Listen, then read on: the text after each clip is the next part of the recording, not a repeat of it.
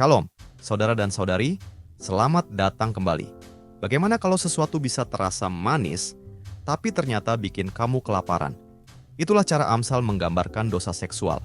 Sesuatu yang awalnya terasa menggoda dan manis, tapi akhirnya hanya meninggalkan kekosongan, rasa sakit, bahkan kehancuran.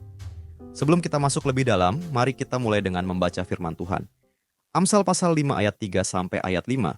Karena bibir perempuan jalang menitikkan tetesan madu, dan langit-langit mulutnya lebih licin daripada minyak. Tetapi kemudian ia pahit seperti empedu, dan tajam seperti pedang bermata dua. Kakinya turun menuju maut, langkahnya menuju dunia orang mati. Seks seperti madu. Ini bukan cuma soal satu jenis orang, tapi soal pola godaan yang kita semua bisa alami. Dosa jarang datang dengan wajah menyeramkan. Biasanya datang dengan senyum manis, kata-kata lembut, dan janji kenikmatan. Tapi seperti madu, terlalu banyak bisa bikin kamu sakit. Alkitab jelas. Seks di luar ikatan pernikahan seumur hidup itu seperti hidup hanya dengan makanan penutup. Manis, iya, tapi nggak ngasih nutrisi. Kadang satu pihak terlibat secara emosional jauh lebih dalam daripada yang lain. Atau, lebih parah lagi, dua-duanya belajar untuk melihat seks hanya sebagai alat hiburan. Bukan pemberian diri secara penuh.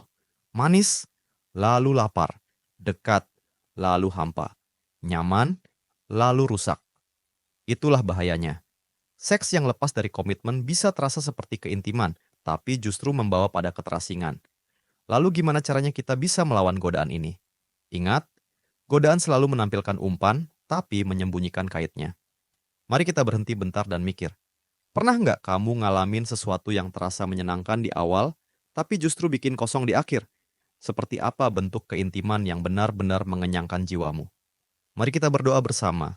Tuhan, jauhkan kami dari jebakan kenikmatan seksual yang di luar rancangan-Mu. Kami tahu sudah banyak yang hidupnya hancur karena tertipu janji manis itu. Tolong kami untuk melihat jebakannya, bukan hanya rasanya. Kuatkan kami untuk berkata tidak, dan tuntun kami hidup dalam jalan-Mu. Amin. Terima kasih telah bergabung dalam pembelajaran Alkitab hari ini. Jika Anda merasa diberkati melalui firman ini, bagikan kepada keluarga dan teman-teman Anda. Jangan lupa untuk like video ini, tinggalkan komentar, dan subscribe channel kami agar kita dapat terus belajar dan bertumbuh bersama dalam firman Tuhan. Tuhan Yesus memberkati.